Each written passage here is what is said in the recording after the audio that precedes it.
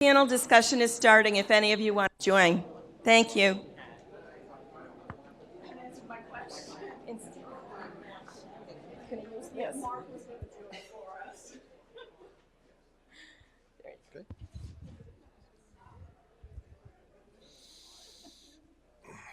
So it seems I've been elected to moderate for the next few minutes.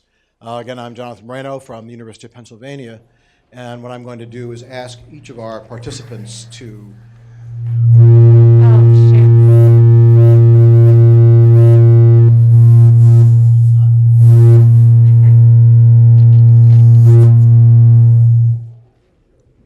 Thank you. But now this is off. Oh, now it's on again. So ask each of our participants to briefly introduce themselves, and then I will start it with an opening question, and we'll throw it out to everyone. So want to start us off, Barb? Just introduce yourself again. I'm Barbara Evans from the University of Houston, and I'm here in the capacity of a co-moderator, so I won't be speaking, but I'll participate in the question and answer session. Nice try, Barbara. Nicole. Hi, I'm Nicole Lockhart. I'm from the National Human Genome Research Institute. And I should state that any thing I say represents only my own views and not those of NHGRI, NIH, or HHS. And also, I would like you to know that the paper Barbara kindly cited this morning is available on our website at genome.gov/ELSI. And as a good public servant, I sent her a PDF shortly after her talk. I'm Rob Smith. I am based in the Department of Global Health and Social Medicine at King's College. I'm a social scientist who works on the social and ethical dimensions of synthetic biology, and I'm involved with two big publicly funded synthetic biology projects. One is a technology development project, and the other one is a social science project based in Edinburgh. Jeantine. I'm Jeantine Lunshof. I'm a philosopher ethicist in the Church Lab and at the University of Groningen in the Netherlands. And I'm a collaborator to the ESLI lab. Thank you. So I wanted to open up with a little discussion about public engagement. I felt like this morning there's quite a bit of interest in public engagement, and I wanted to frame it in the following way and get everybody to respond.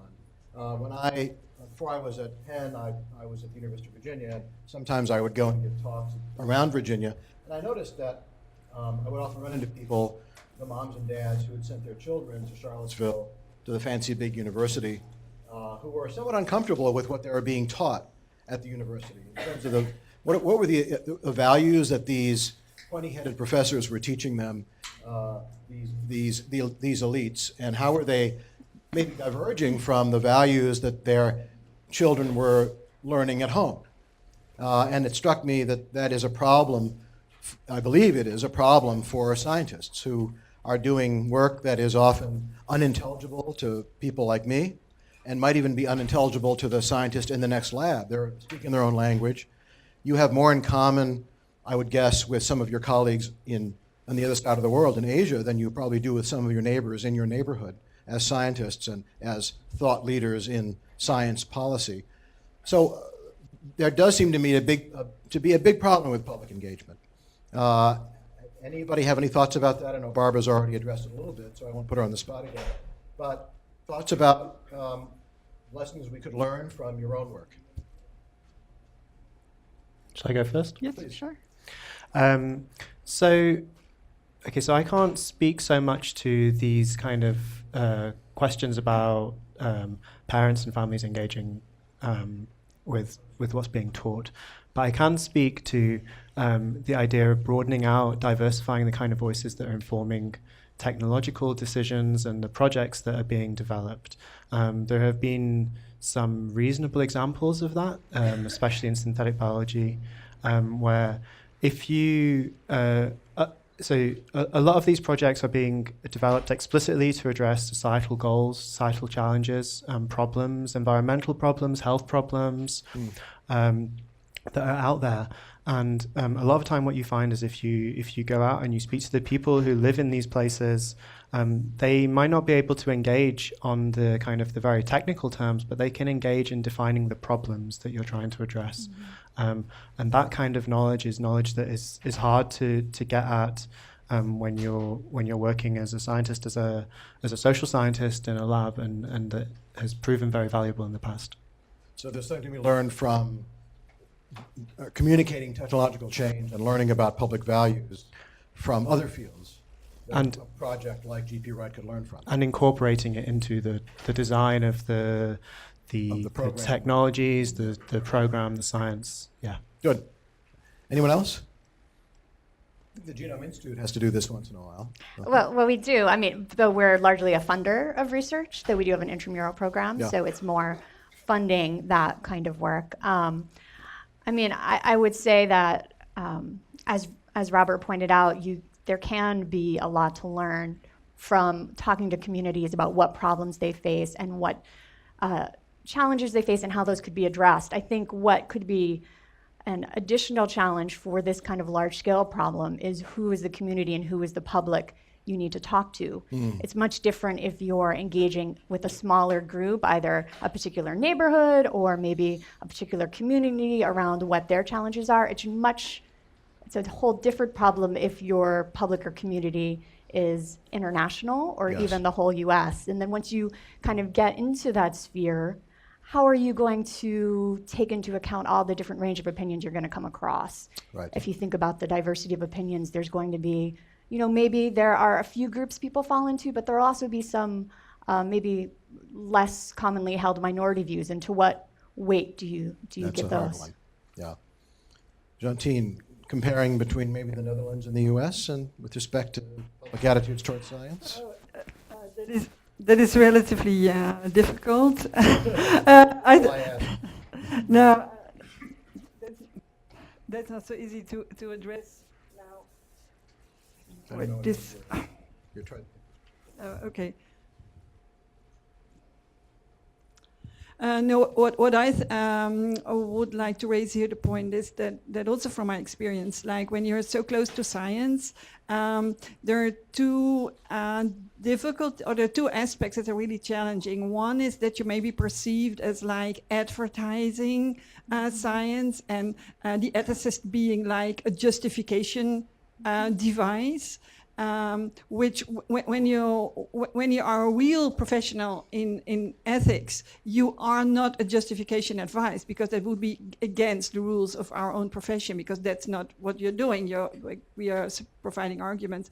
And the other related issue is that people often think when you introduce yourself as like an ethicist, or ELSI is then the word people know, that the perception is that you would be a science communicator.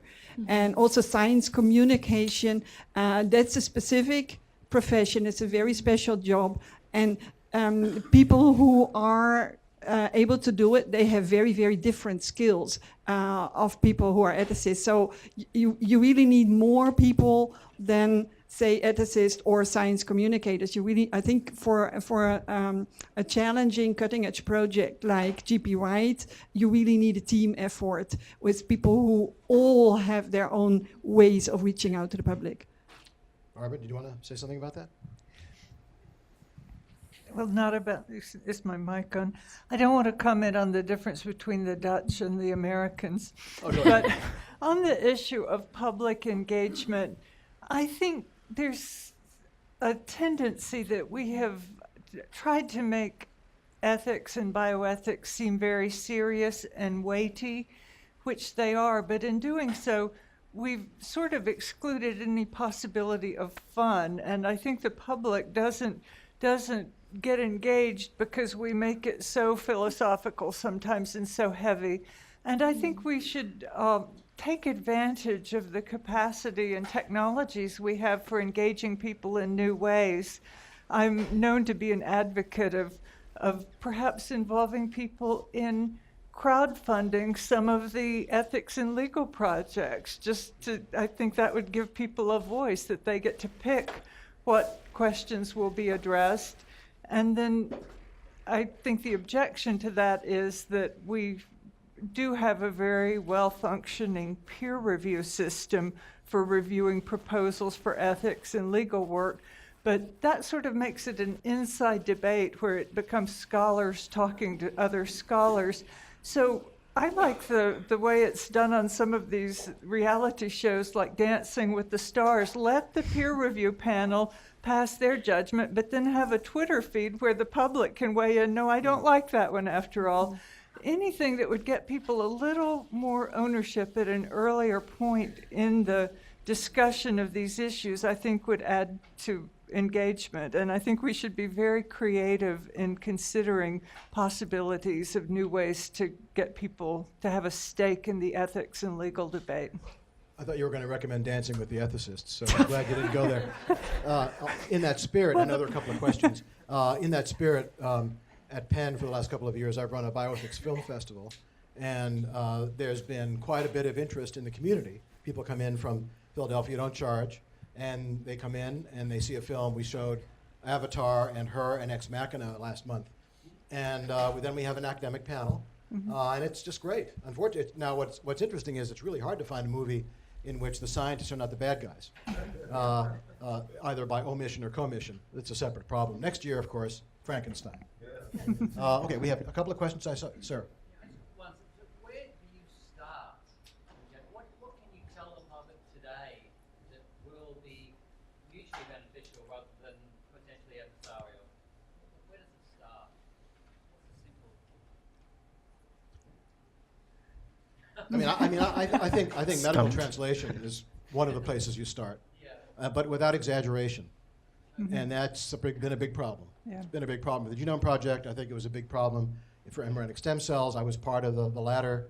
So you have to be moderate, but explain what this could do in a reasonable period. So that's one place to start. I think this gentleman and then this woman, yes. So if you have so far the Department of Defense study section, and you have there's always a person from the public. It's always usually a military person. So stakeholders. NIH doesn't do this. We don't do this. It's just experts all around. Maybe that's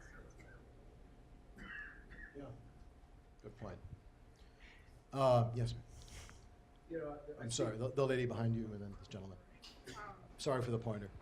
I'm really resonating with a lot of what Harper is saying. One thing, if you look at how NASA has started, and I'm going to mention this, I'm on the education working group. Can we get a microphone? They've done an amazing job of getting people excited about a lot of these kind of obscure space programs that we have that are highly technical. And one of the things I was at a conference with one of the people that's one of their main communications people. And her thing is, you're excited about science, and you have to convey that emotion to the public Right. of why you are so excited and interested in this particular project. And of course, do it in a way that is intelligible to them and not a bunch of jargon. Jargon. My question, though, is to the panel. One of the things that I co-founded a community lab in New York City, and what I began to see is that the people that would make their way to the lab, it was like preaching to the choir. So when you talk about people weighing in on ethical issues and funding things, do we have a responsibility to try and reach out to people who at this point don't really care about this at all? They're too busy, feeding their families or doing sort of everyday life stuff, and the science stuff is something that just they don't have the energy to get involved in. Do we need to bring those people in, or do we want to just deal with the people that already are fired up about it? And how? If we do, how? No. So maybe this speaks to both of the questions about, at what point do you engage people, like what's your way in? And I think there are different answers to that depending on the goal, the rationale of what you're trying to achieve. If you're trying to achieve something where, but in both situations, I think actually engaging on the terms of what are the real life kind of situations, experiences that people are having, and what are the kind of the emotional level that makes it interesting for you is a reasonable starting point. The challenges are, you know, these are things that scientists, this is our job, these are things that we're excited about, and questions about, you know, hype and overhyping things are the real difficulties. But if you really start to, at this point of trying to understand, you know, what the kind of context is that you might be able to produce something that is useful to people, then I think that they will be able to then engage on those terms. And if I could just add on to that, I think it also really depends on what your overall goal is. So it's one thing if you want to garner support for science generally, or increase maybe the baseline scientific knowledge of the public over a particular topic. You might do that in a very different way through maybe museum exhibitions or other things like that would reach a lot of people, versus a more specific engagement activity perhaps around a project where you want to find out, what do people think about this topic? Those are very different goals, and they're related, but I think they would take different strategies because, I'm less interested yeah. in how as who. Because right now Yeah. people get fired up because it's a risk-benefit ratio, and Mhm. somebody goes, oh my God, there's this huge risk, and all of a sudden people are like, oh, it's relevant now. Because they feel threatened. Yeah. Yeah. We'll start here. Hi, can you speak to whether you see any unique ethical, social, and legal dimensions of this particular project as distinct from similar discussions that have gone on with CRISPR, stem cells, the human genome, all such similar projects that have taken place in the past? Is there anything that is specific to GP Right?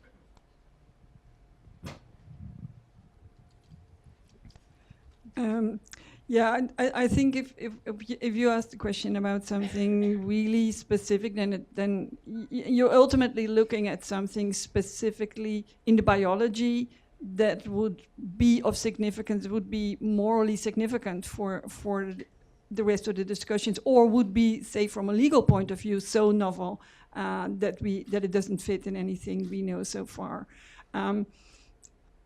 As far as I can see, my perception is that the genome synthesis as such, the engineering capabilities, and this in this field of biology, and we're only at the start. So the options that it will open, that is truly new, and that we're able to create new organisms. And what I said, like recoding, the notion of recoding as such, and the resulting organism or resulting cell line, you can ask very fundamental questions about it. You do not need to ask those questions. That's, of course, I think it should not be like there is not a general obligation to be like morally concerned. This is also up to people themselves, or to who feels that this is a need. And in the context of Sheaf, which you mentioned, Sheaf raises questions about the 14-day standard, which is a big question for this community as well as for the public in general. Yeah. There would be the general question behind it is that these technologies make lead us to certain thresholds that we know from another context, like the 14-day rule. It pertains to real embryos, but what we had and what is then called sheaves, they are not embryos at all. And then you have the very novel question: does this threshold that is meant for entities originating from a sperm and an egg, do they at all have a meaning for an induced pluripotent stem cells that shows certain morphological criteria when you look at it, and maybe shows the markers that indeed are also representative when you would have a primitive strip in a real embryo, that you have the genetic markers, that the expression that you can measure, and when it's the same, you say this must be very close. Still, it is not the same. Thanks to the panel.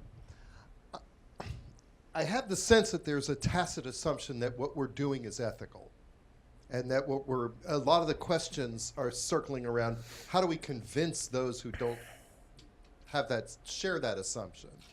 I mean, that's some of the undercurrent that I sense. And the other thing I don't think we're talking about much is that why is there such a quote-unquote ick factor? And if there is such an ick factor, where perhaps the less sophisticated person looking at the project might be puzzled about why it's ethical. I mean, are there some basic principles of how to proceed? First of all, establishing ethical principles for operation of the project, and then making it transparent and clear.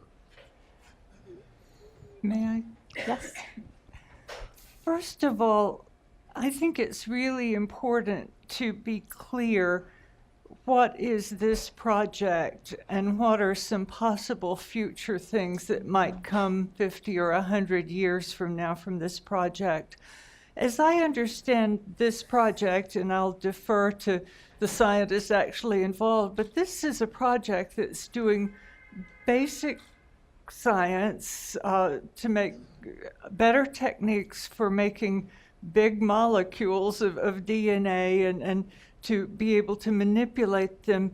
And as far as I understand, there's no thought of making embryos or people at this time, and I don't want there to be any confusion about that. I think this, the reason it seems ethical is that it's basic chemistry research, and provided that clear boundaries are set for the project so that the scientists who are engaged with it make a very clear statement of what they will and won't do, it is unproblematic. And I think the concern, or as you're calling it, ick factor, is as people think, well, 20 years from now, when we can synthesize a big DNA molecule, what might other people do with it? And I think the key thing here is to proceed slowly and very transparently and clearly, and realize that there is some lead time in which there will be time to address these ethical issues that might come after this project. But I just want to be very clear. I have not heard anyone saying that this project will even involve human subject research, or certainly not work on embryos. So I would like to avoid any misconception about this, and I defer to the project managers if I'm misstating that. Is that correct? So it's chemistry research is in my lawyerly understanding at this point. I was struck when I would sometimes, this is again back when I was at UVA, when I met the parents of kids who were homeschooled and going to University of Virginia. Being homeschooled, for those of you who don't know, means a lot. And it says something about the way that those parents wanted to convey values to their kids. And when I spoke to them, it was right in the middle of this human embryonic stem cell debate, which seems a long time ago now. I found that they weren't opposed to science or progress in science. What they were worried about was the moral compass of the scientists. They didn't worry, they weren't getting up in the middle of the night or talking to their ministers or pastors about physical chemistry. It was when you start messing around with human reproductive material, that's what gets to be a problem. So I think we have to be very targeted in the issues that we suppose that they're worried about. They being people who are not, the sorts of people who are in this room or following this online. They're not, creation scientists adopt the term science, and that's not accidental. Yes, actually, some of the issues have been already raised, but I think responding to your question, what is unique in terms of policy and ethics, I think that for the first time, all these disciplines that have been so much out of public scrutiny comes together. And we still don't know have not figured out the proper regulatory roadmap to address them. So we have been putting fires, and you brought it up, the embryonic stem cell debate, and pointedly, rightly, that we should try to forget a bit about it, because it's very destructive for the kind of conversations we want to have here and to proper anticipate responsible science. I think it's around 44 years ago, there was the Similar conference, 1973, recombinant DNA technology. There was a great deal of controversy. There was a bunch of people that wanted to put a moratorium on that kind of research. I was just reading through some of the letters and correspondence, and the wordage that they described then is extremely similar to the same kind of wordage that's been described by people who are against this kind of technological innovation and revolution, which makes me think that 44 years, nothing has progressed in the public interaction with science, technology development. Now, I'm assuming that part of your professional lives on the panel is to think about that and work out, where have we gone wrong? That's my one question. And if we have, why are we having the same debate now that we had in 1973? Very interesting. So, thanks, Paul.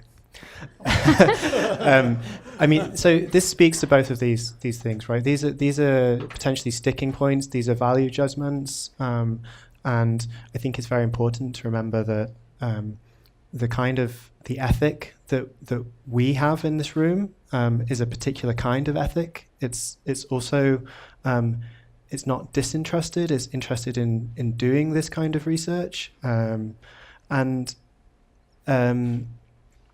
there are ways to start aligning that research with things that you might see as sticking points as critics, and that's about having, again, serious conversations about purpose. Who is this for? Who is this project for?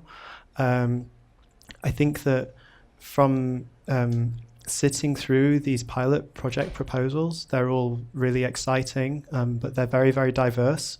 And it's really important to not talk in terms of ethics at a very high level as some kind of generalized thing. It's very situated, it's very personal. And so to really try and focus in on the issues or the things that are specific to each of these projects. And that would be my advice for trying to maybe bridge what we see as sticking points. I think the debate 30 years ago, as one of the older people in the room who remembers it, was intense because at that time we did not understand how complex inheritance was going to be. And in the 70s and early 80s, we thought we might be 5 years away from being able to fully predict a person's health future. And we just didn't understand that it was going to be a much longer road to figure all this out. And I think the intensity of the debate at that time in part tracks to our lack of understanding. Now we're having some of that same intensity because it does seem that perhaps we are getting closer to understanding how to affect genetic inheritance, but we're still, I think, with the wisdom of 30 or 40 more years of experience, I think we have more humility now than we did then. We realize we're not 5 years away. But the debates resonate because we were sort of overestimating then. Okay, I think we have to wrap it up, but thank you very much. That was a really